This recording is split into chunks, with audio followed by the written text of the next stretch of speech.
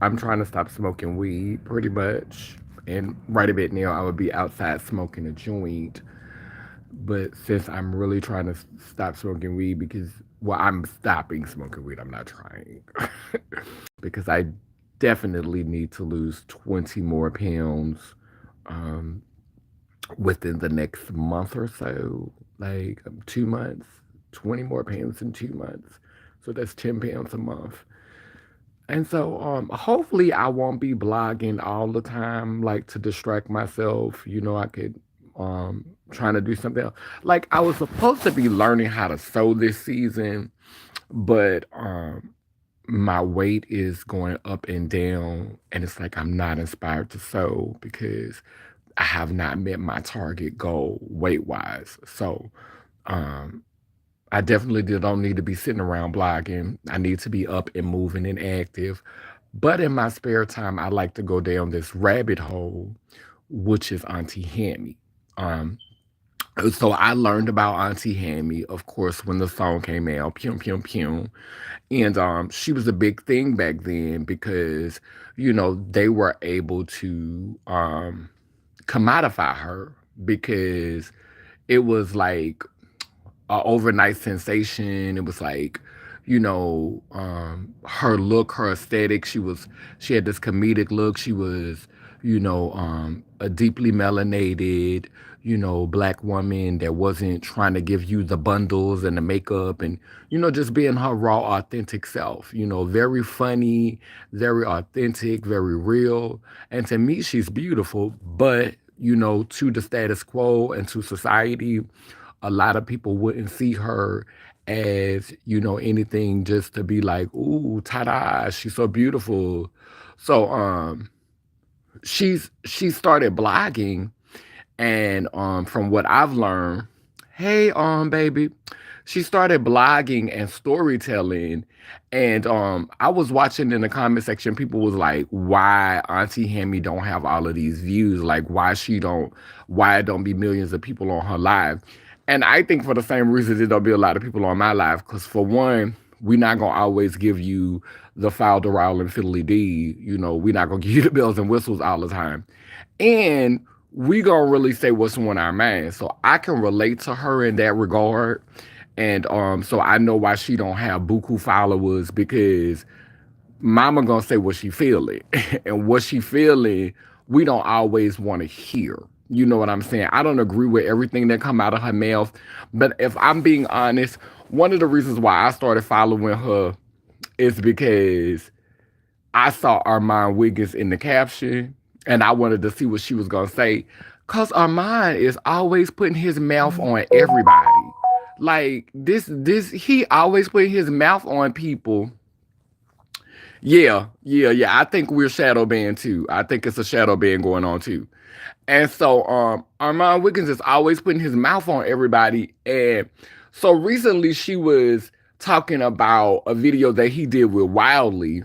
Um, and Wildly is somebody who just love having Armon Wiggins in his mouth. Like from what I seen just scrolling through his videos, it's like Armon Wiggins, Armon Wiggins, Armon Wiggins, Armon Wiggins, Armon Wiggins, Armon Wiggins. Like now, I can't really get into Armon Wiggins content like that. Like I really be trying cause like back in 2016, I think 2016, 2017, I was kind of living for Armon. That was when, I discovered him through one of my daughters. And I started watching his content. Me and him ended up talking. And I think Armon kind of used me. I think I was kind of like something that he momentarily used when he was going through his problems on Facebook. I think we all have narcissistic traits. I'm gonna go ahead and keep it real. Anybody with a social media, so I'm not gonna say I can't be a little narcissistic and I can't be a little egotistical. I think we all have narcissistic and egotistical traits. But I think Armand, he's a Gemini like me. I think he used me for his convenience. When he was going through his little Facebook shenanigans and people was right, and people was booting him, they kept blocking him on the internet, motherfuckers was hating on him. And I understand why some people was hating on him, because he can be a hater himself. He's one of the biggest hypocrites I know, and don't get me wrong, I think all Geminis, I think we all can be, some hypocrites. But like own that shit. Like don't be a hypocrite and pretend like you not a hypocrite. Like you a whole hypocrite out here. So you don't know why people hating on you. It's because you're a hater. But anyway, they was blocking him off of the internet. Like they was they was blocking him off the internet. They kept blocking him off the internet so he would use my platform to get himself back on there. So, he was beefing with T.S. Madison at the time, and he wanted to wear T.S. Madison out because he was evil with her because he felt like, he should have been able to get fame off of her, and he was loyal to her, and she should have took him with her as she was rising, and he felt a way. So, he wanted me to help him in his diabolical scheme to dethrone that girl before she got where she was going. And I didn't sign up for that. So, girl, I wasn't really feeling it.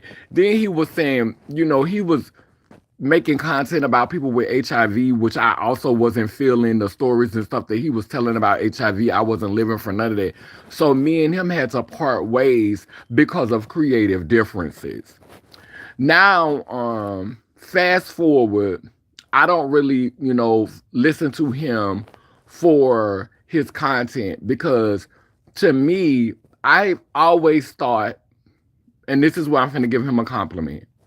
I've always thought that he was too talented and too creative to have to rely on other people's business in order to have a platform. I've always felt, and what I see in him is a child, his inner child is afraid. He's been told that he wasn't enough, that he wasn't talented enough, that he wasn't cute enough, that he wasn't creative enough. And he's trying to fit into this box because he doesn't want to be stereotypical. He doesn't want to be the gay boy who put the wig on to make it famous. He doesn't want to be the gay boy that had to be flamboyant in order to be. He doesn't want to be. He doesn't want to be a stereotypical queer person. He doesn't want to be a stereotypical black queer person. He doesn't want to be a Big Frida. He doesn't want to be a Saucy Santana because he's seen this everywhere, and I get it. Because when I was coming up, everybody said, "Oh, you should do hair. You good at doing hair. You should." I didn't want to do hair because, bitch, I didn't want to be the stereotype of what this meant. I didn't, all the really feminine males, they were hairstylists. They was doing hair. So I know how it feels not to want to be the stereotype. So Armon doesn't want to be the stereotypical dark-skinned black gay that have to do the extra shit in order to become famous, like Big Frida, or like Blame It on Wayne. And like it seemed like if you're a dark-skinned gay person, you gotta put that wig on, you gotta be extra, you gotta do all of this extra stuff in order to get attention. And so the pressure of trying not to become a caricature or a comic strip has made Armon like just his brand has become putting his mouth on other people. For like you always got to talk about other people. And for me, I'm not gonna talk about you unless I'm moved to talk about you. Like I'm moved to talk about Armon because I actually knew him and engaged with him and actually have given him energy and actually have shared space with him, not physically, but internet space. Like we've literally shared a platform with each other for a brief moment. Now, Auntie Hammy, I live for the Pure Pure Pure song. I actually did like a little video um of the song when I was in South Africa, when I was living in South Africa. That was when I really, really went crazy over the song. And I actually did on one of my old Instagram videos, I made like a little video of me dancing to the song. So I live for Auntie Hammy energy. But he is fitting a certain stereotype anyway. This is true. This is true. The he's fitting the stereotype of self-hating, of the self-hating black gay, because he always be throwing shots at Saucy. He throws shots at the girls who are stereotypes, but you're still a stereotype because you're trying to fit into this no fats, no femmes, brand of gay. This no fats, no femmes brand of black gay. Like, and and that gay that's always critiquing women. That feels like you have license to critique black women in particular. So yeah, he is a stereotype in his pursuit not to be one stereotype, he's become another stereotype. That's exactly true empathy. So so so I've been following Auntie Hammy, and she say some things that I think problematic. But hey, that's what creates character. I say things all the time that are problematic. So I'm not finna condemn nobody for saying some problematic stuff. But her take on Armon is often true. Like she goes in on him. I don't know what he did to her to make her want to talk about him all the time, but she wears him out. Like she lays him thin. Like and this is what gets me with him. Why is it okay for you? I guess because you're calling it journalism, it's okay for you to constantly put your, is that something around my mouth? It's okay for you to constantly put your mouth on people, but when somebody put their mouth on you, it's a problem. Like, I talk about people sometimes on my platform, and when I do it, I try to do it with thoughtfulness and tenderness, and I do it because I'm moved to speak on them. But just for the sake of like he made a critique about Wiley, this I'm assuming this other gay dude who follow him. He made a critique about Wiley that Wiley is doing it all for content, doing it all for views. Like, ain't that what your whole platform? Like, isn't that what your brand is? Like, you literally have yourself, you have a picture of yourself with a woman with her legs gapped open between your legs, and you got your mouth in between this woman's legs like you about to eat her pussy, and we know you don't want nail parts of the pussy. You just released a song where you used a female in your video, and in the lyrics you saying that you will take a boy or a girl, and on the cover you got yourself with your face looking like you about to eat this female, and we know you don't want nail parts of the pussy. What was that for? That's not authentic. That's not genuine. You did that for clicks, views, and likes. He gives Butch Queen that ain't that film. Yeah, but I think that's a part of the performance too, though, because I think that if he was to be comfortable with himself, yeah, if he was to be comfortable with himself and really be himself, I think that Armand is more in touch with his feminine side than he lets on. I think that he understands, he brands himself in a certain way. Yeah, Armand. He brands himself in a certain way for public consumption. But I think in real life, in real life, I think he's much more comfortable with his feminine side. I think that he understands the aesthetic. Like Armand is a family person. He is, he has a good relationship with his father, a good relationship with his mother. He have a true connection with his family, and I think that he's one of those black gays who really worry about what the family thinks. Oh yeah, Chael, he got a song out. I think it's one of his latest songs. Like if you Google his name on YouTube, Google his music, it's gonna pop up. And he got a female with her legs bust open, and he got his face in between her legs like he about to eat her out. And in the song, one of the lyrics say it doesn't matter if you a boy or a girl. Like he'll do both. That is not that's not legitimately like you say things, you talk about things, you speak on things to keep yourself relevant.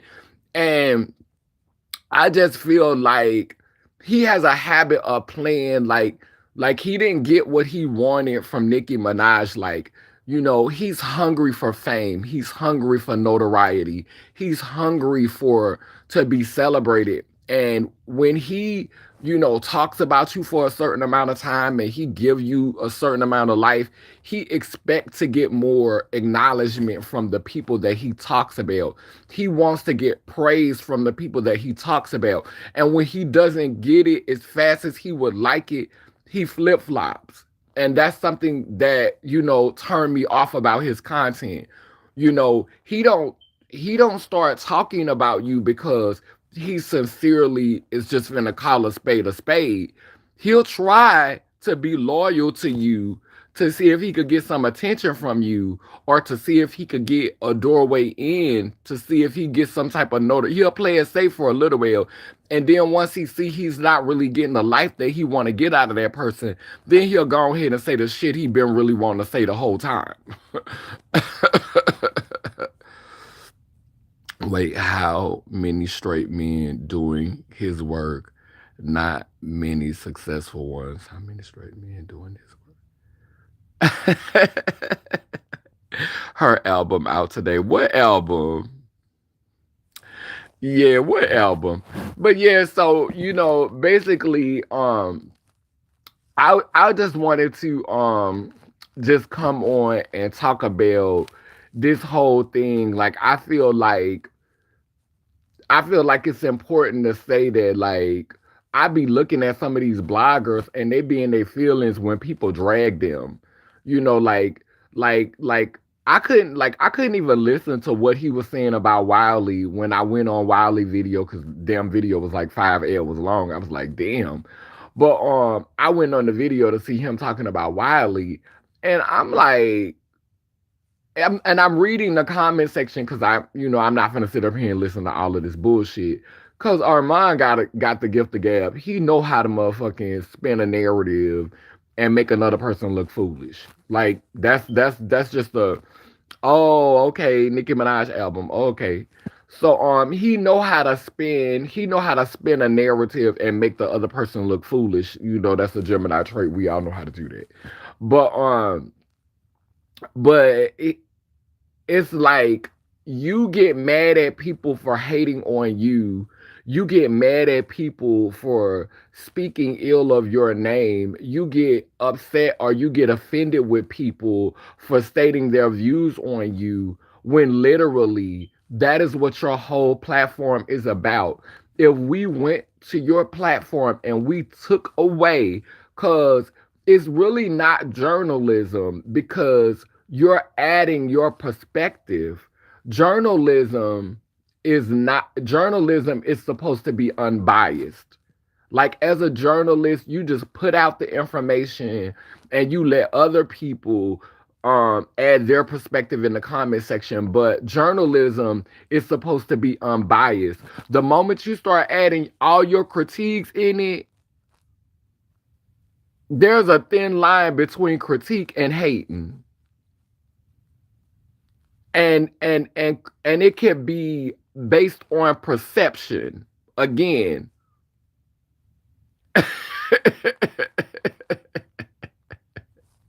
it's a thin line between critique and hating.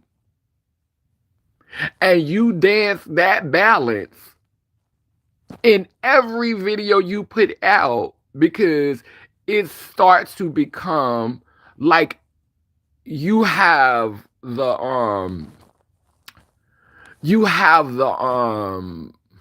authority, or someone gave you the right to be able to critique. Like, I know every artist that you speak on, and every artist that you speak on, is like, I know you're not supporting all of the artists that you talk about on your platform. You're not supporting everybody, that, because we know you ain't supporting Diddy. we know you're not supporting Diddy. Like every artist that you speak on, you're not supporting. So you're just trying to get likes and views and putting your name on, putting your mouth on something. You know, you just want to put your mouth on it because it's gonna keep you relevant. It's gonna keep you in other people's. It's a thin line between critique. Yeah, it's a it's a thin line between hating and critiquing.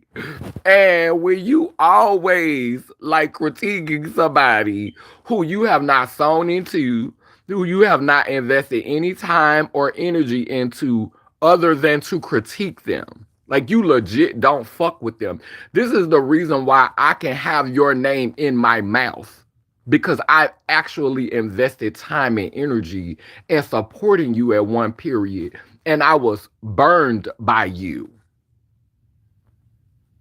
You left a nasty taste in my mouth, which is why I feel nothing in this moment of speaking on your name and having your name in my mouth because I've actually invested time and energy in you. At one time, I actually believed in you. And I think that you have real talent that you let go to waste, chasing fame off of other people's name. Ooh, wee, that's a bar. Chasing fame off of other people's name. Bitch, that's a bar. That's a bar. But like I remember when he was trying to step out of the box and do his own thing creatively, like back then on Facebook, like he used to be doing little videos and putting out little videos, his own content. And unfortunately, he wasn't getting the views that he wanted. So he got seducted by the illusion of being a blogger. He got seduced by the illusion of being a blogger and getting up there and putting his mouth on other people.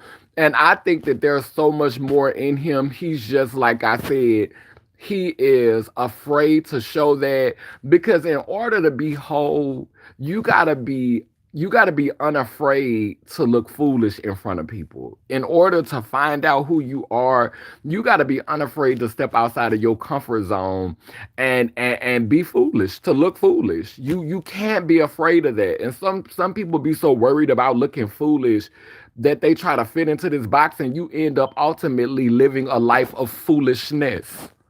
You were afraid to have a season to look foolish, and now you spent your whole life caught up in foolishness. Ooh, that's a word. That's a whole word. You were trying to avoid having a season of foolishness. And then when you look back on your life, you saying, what was it all for? What was the point of it all? Like, what was I doing for them whole 20 years, them whole 30 years of my life? What was I even doing? Because I was just trying not to look foolish for a season. See, I know that I rest in my femininity. I know that I'm connected to my foremothers, and I know that's the dominant force in me. But empathy, you was there for that season. You know I don't mind playing with gender. I will give you a masculine look, a trade look. That's how I'm comfortable with my deep voice. I'm comfortable with the man side of myself, with my forefathers in me, because I've done the work. A lot of these butch queens, these bunnies, who are afraid to be caught in a wig, who are horrified of putting a dress on, who are horrified because they done bought into that narrative that men don't do that. But ma'am, sir, you came from your mother. There's nothing wrong with exploring your gender identity, long as you don't try to make it a gimmick. Long as you don't do it for clicks, likes, and views and try to turn your mama into a hoe and a prostitute, try to turn your foremothers into a caricature and a prostitute. Now, we all know that's very lucrative. Ask Tyler Perry. Ask Blame It on Wayne. Like, ask around. It's very lucrative to make a caricature out of your foremothers, out of what your mother's placed in you. It's very lucrative if you do it right. It's very lucrative. But some of y'all scared to experience that side of yourself and to really, really be serious about that thing. And it would just take your art to the next level if you stop trying to pretend like you was all man, just a gay one. Because what is even all man? You come from egg and seed. And the egg is bigger than the sperm. It is more female DNA present in your body than male DNA, boo. Bitch, it took more pussy than dick to make you. Bitch, you had to bake in a pussy oven for 9 months, bitch. Bitch, the X chromosome is first in the equation, not the Y.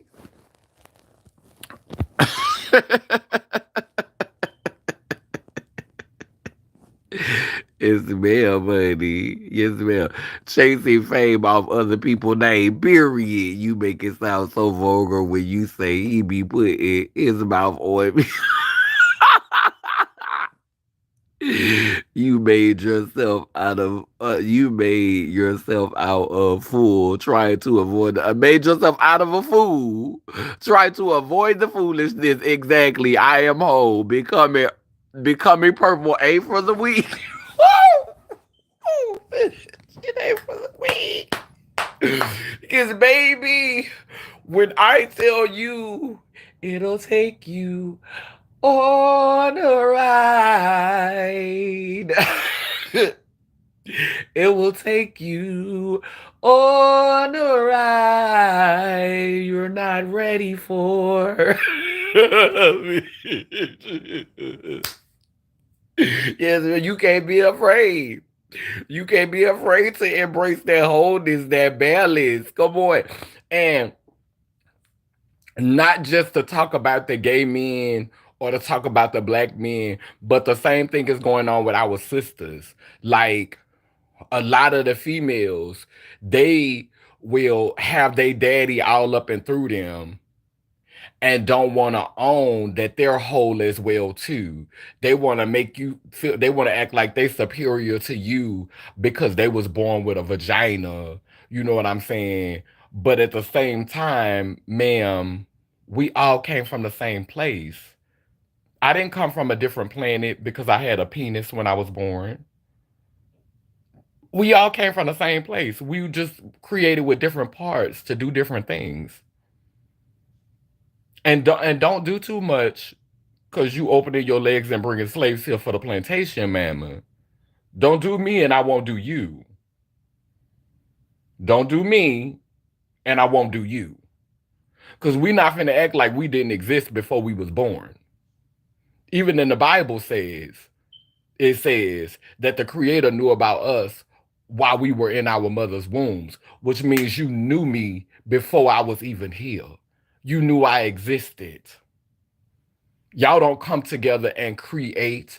Y'all come together and procreate, which means that the life was already present.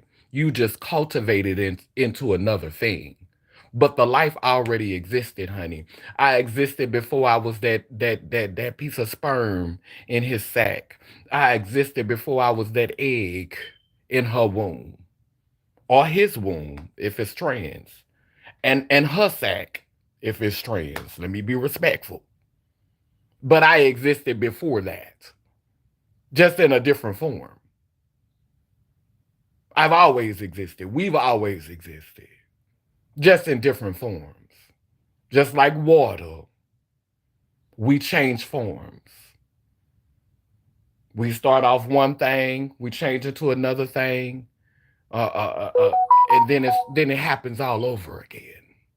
Stop, begin, up, down, lose, win, enemy, friend. Then it happens all over again. Life is a roller coaster. Be ready for the game. Strong jawline, shadows on my chin and lips. Okay. Okay. A blending of the two. I don't have to flop and flip. Bitch, we ain't even got to speak on this, honey. The confirmation speaks from lips, boo. Bitch. The fuck? Oh. So, I just get so triggered by people not understanding that when, like, somebody might choose to put their mouth on me because I speak on people. I know what come with it. That's why I've tried not to be shady towards Armon or Auntie Hammy or Wildly, the people that I spoke on here. I tried not. I didn't lie on Tyler Perry when I said it's lucrative. What was the lie? I didn't lie when on blaming on Wayne. When where's the lie? Like, nothing that I've said about Armand is vicious. It's my perspective. I'm not dragging him again. It's a fine line between critique and hating. This is my perception of him, but my word is not the law. My mouth, the words that coming out my mouth don't make it a law. It's my opinion. It's my perspective. I know that.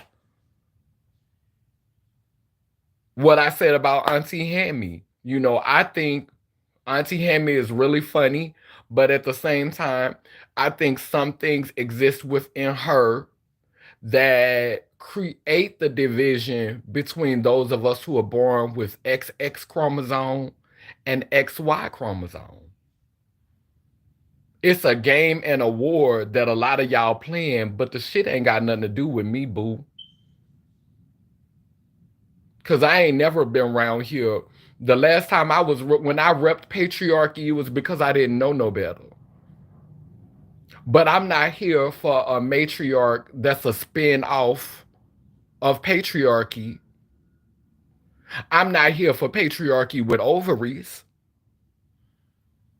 If we gon' recreate society, if we gon' recreate the dynamic between the XY chromosome and the XX chromosome and all of those other chromosomes that fall in between, let's actually do that. And that means that we have to do the work of decolonizing our minds. We have to do the work of becoming purple. Because honestly, we don't know what femininity is and what masculinity is because we all have been looking at it through a patriarchy or European gaze. So we're gonna have to go back to the drawing board with all this shit. Pretty much. Pretty much. Pretty much. But yeah, let me light my candle. Because I'm not finna be talking for 3 hours. I got my new black candle. Hold on, let me light my candle. Where's the lighter at, child? I'm trying to stop puffing. It's gonna be, I'll be up there in I'll be up there. Hold on. I done broke this damn lighter. I'll be up there in a few imp. Empathy. Bust down, make them change their mind, okay?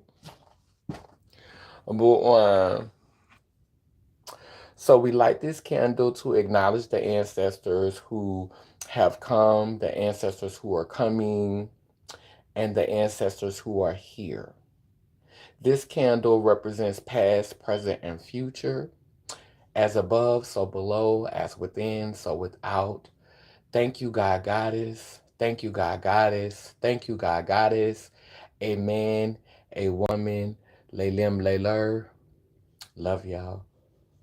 And as we blow out this candle on the physical plane, it grows with strength on the spiritual plane, preparing us for them.